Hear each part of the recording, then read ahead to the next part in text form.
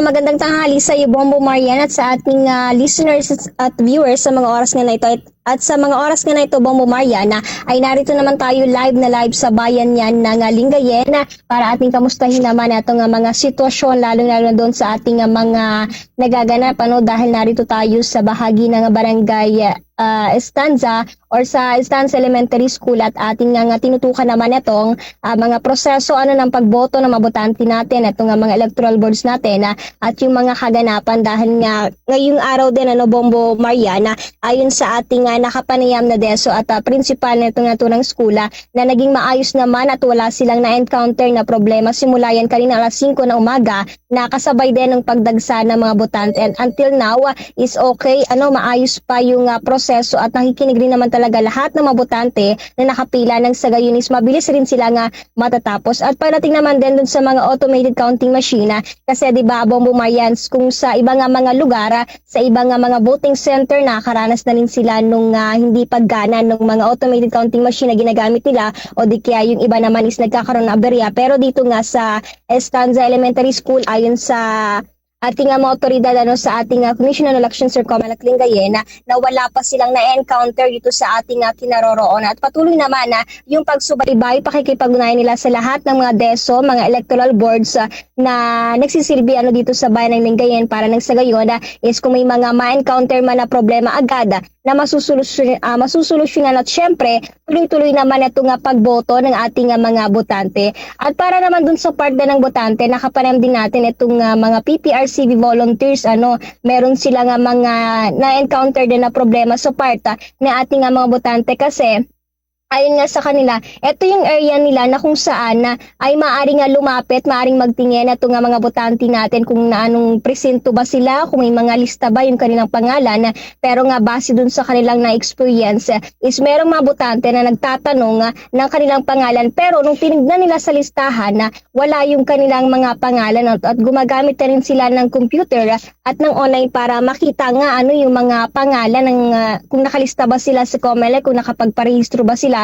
Pero ayon sa kanila wala talaga. At yung mga kabilang dyan is yung mga nagpa-transfer ng kanilang mga pangalan, habang yung iba naman is ilang beses nang hindi nakaboto at hindi man lang daw sila bumisita sa COMELEC para bago sila pumunta dito sa election, nang matanong man lang nila kung present pa rin yung kanilang pangalan. Kaya ayon dun sa mga botante na wala talaga sa listahan yung kanilang pangalan, kahit na gustong-gusto man nilang makaboto, makapili ng kanilang mga kandidato, ngunit hindi talaga sila makaboto dahil wala silang mga pangalan at wala rin namang magagawa yung mga PPRCV volunteers natin dahil ginagawa lamang din nila yung kanilang mga trabaho bilang parte rin itong election. At bukod dyan Bombo Marian, napansin din natin na meron silang isang room dito na kung saan merong mga PPRCV na volunteers na nagsasagawa naman ng prayer warriors para daw dun sa pagkakaroon ng mapayapa, maayos na eleksyon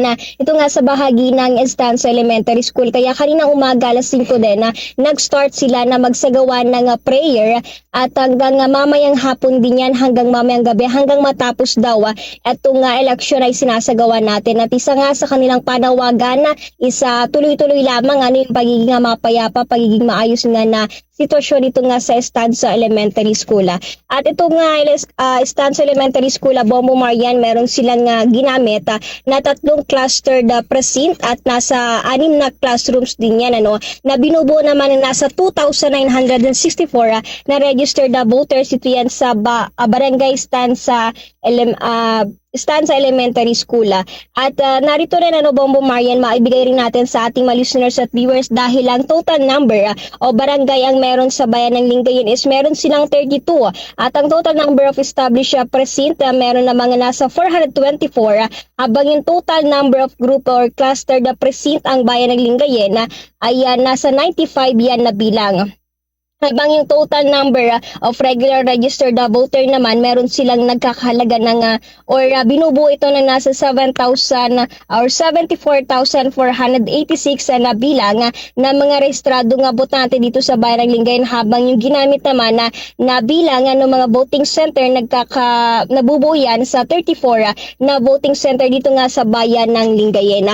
At syempre para doon sa mga kabuang detalye, karagdagang impormasyon na nais marinig ng ating mga listeners at viewers, kaugnay nga dito sa kasulukuyang sitwasyon na nangyari dito sa Estancia Elementary School, narito at ating pakinggan yung bahagi naman sa naging panayama kay Ma'am Elvira Viray, ang siyang DESO at School Principal ng Estancia Elementary School. Okay po, ayan ma'am, magandang umaga po, and makamusta po natin yung ongoing na election po dito sa Barangay Estancia. So far ma'am, kumusta naman po ito? So far ma'am, sa awa ni Lord, maayos naman po, peaceful, at ang mga tao may disiplina sa pagboto. As of now, makikita po ninyo yung kagandahan, yung ayos ng mga pila nila. So, as of now, we have not encountered any problems as to the CE and then the machine. Okay naman po lahat. Okay. Ma'am, matanong lang po natin kung ilan po yung data na ma-registered voters dito and yung ginagamit po natin na polling precincts po. So, we have 3 polling precincts. As to the voters, we have 2,964 voters in all. Okay. Ma'am, anong oras po natin naranasan yung pagdagsa po ng mga botante? 5 a.m. po nag-start na po dumagsa ang mga botante, but then pagdating po ng 6, mas lalong dumami pa po yung bilang ng mga voters natin. Okay. Pagdating naman po dun sa mga ECM, wala na naman po tayo na-encounter tulad po na yung nabangit kanina. Yes ma'am, wala naman po. And we are praying na maging maayos po and peaceful ang election. No problems will be encountered as to our ECM. Pagdating naman po sa mga botante natin, ma'am, kamusta naman po sila sa ngayon? Sa ngayon po, okay naman po ang ating mga voters. Nakaupo naman po, may mga upuan po sila, and wala pa naman po kaming na-encountered na problem sa kanila as to their discipline, as to their health. Wala naman pong nagka-complain. So, peaceful po ang election dito sa Estancia, yes. Ma'am, kumustahin na rin po natin ano yung seguridad na pinapatupad po dito sa paaralan. Ilan po yung deployment po na ating mga kapulisan? Sa mga kapulisan po natin, we have one kasi po yung isang police po natin ay nakadestino po sa other areas po.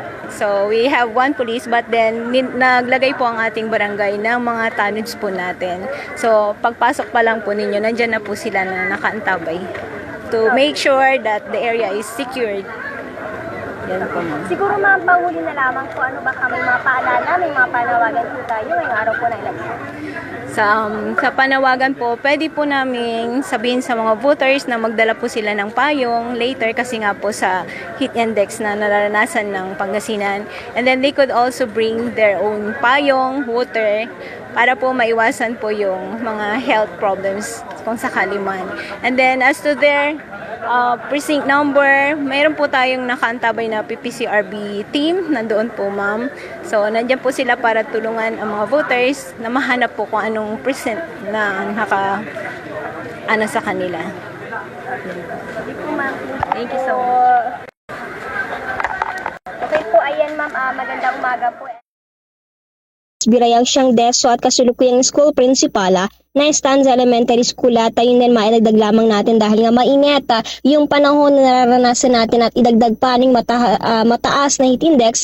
Syempre dun sa part ng ating mga botante, isa rin yan sa kanilang pinoproblema, kaya naman karamihan sa kanila maaga pa lamang talaga na nagtungo na para bumoto, para pumila, kasi ayaw daw nila na mamayang hapon pa is sobra yung mainit na mararamdaman nila. At ayun naman kay Ma'am Viray na meron din namang nakalatag or may mga silong naman na maaring pwestuhan na atong kanilang mga botante nang sa gayon di rin sila maaabala dun sa kanilang pagboto. At syempre yung panawagan niya na habaan na lamang yung kanilang pasensya na kung sakali man na medyo mabagal yung pag-usad ng pagboto or pagpila na itong ating mga botante. At idinagdag rin niya na merong mga CCTV na nakalagay sa bawat polling precinct, at syempre pagpasok pa lamang din ito nga sa naturang paaralan na meron na rin tayong nakikita na mga ipinapatupad nilang seguridad. Sa ngayon isa lamang yung pulis na nakatalaga dito dahil nga naroon sila sa mga iba't ibang paaralan na kinakailangan ng mas mahigpit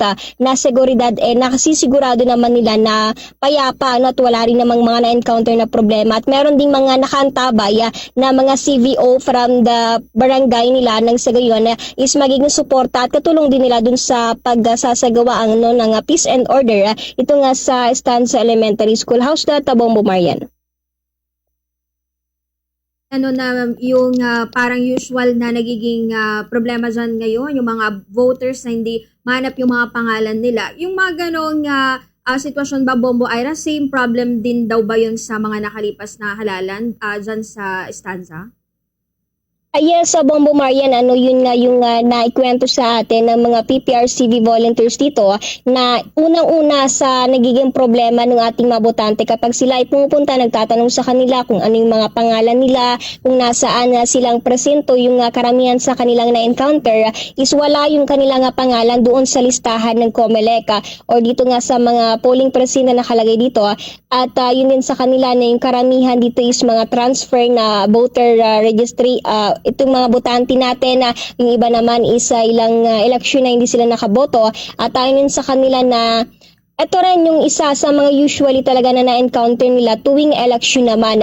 Kaya naman pa ulit-ulit nilang pinapaalala bago yung eleksyon na dapat itong mga botante natin nagtungo na sila sa COMELEC or di kaya may mga online din naman na ibinabahagi ang Commission on Elections or kahit itong COMELEC office dito sa Lingayen para hanapin yung kanilang pangalan. Nang sa gayon makakaboto sila at hindi masayang yung oras ng pagpunta, ng pagpila nila dito nga sa bawat voting center para naman na makaboto, Bombo Marian. Ayan. Kanina rin nabanggit mo, Bombo Ira, na tirik na tirik yung araw at mainit yung ngayon, panahon dyan sa Lingayen, particular kung nasaan ka. So far, wala naman bang mga inilalapit dyan, ng mga botante nakakaranas ng pagkahilo or marahil pananakit ng ulo? At may mga napapansin ka pa ba dyan, Bombo Ira, na mga bumoboto na kabilang sa vulnerable sector katulad ng mga senior citizens, mga PWDs, bagamat kaninang alas 5 ng umaga ay pwede na silang bumoto. Pero sa iba kasing mga lugar, mga ganitong oras, may mga senior citizens pa rin na bumoboto at ibang mga vulnerable sector, Bombo Ira.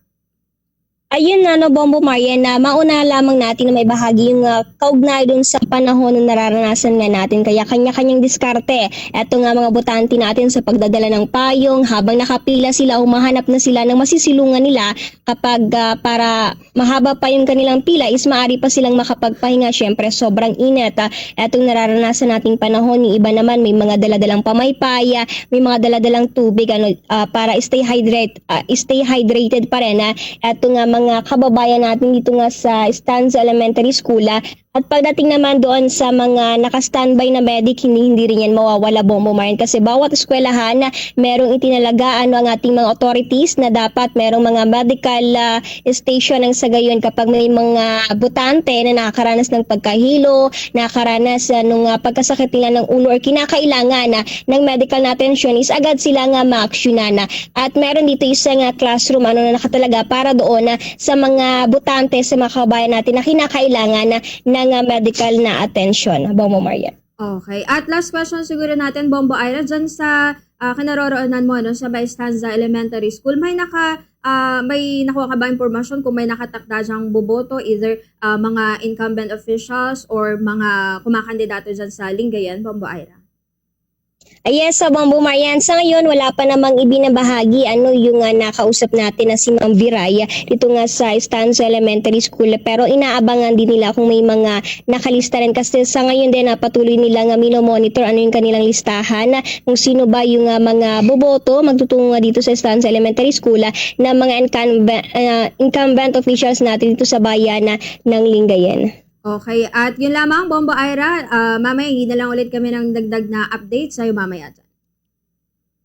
Yes, Bombo Marian, ito muna ang aking na latest update. Live mula dito yan sa bayan ng Lingayen para sa ating The Vote 2025 coverage ng Bombo Radio Philippines at Star FM. Ito si Bombo Ira Chicano, nag-uulat para sa number 1 and most trusted radio network in the country, Bombo Radio Philippines. Basta Radio, Bombo!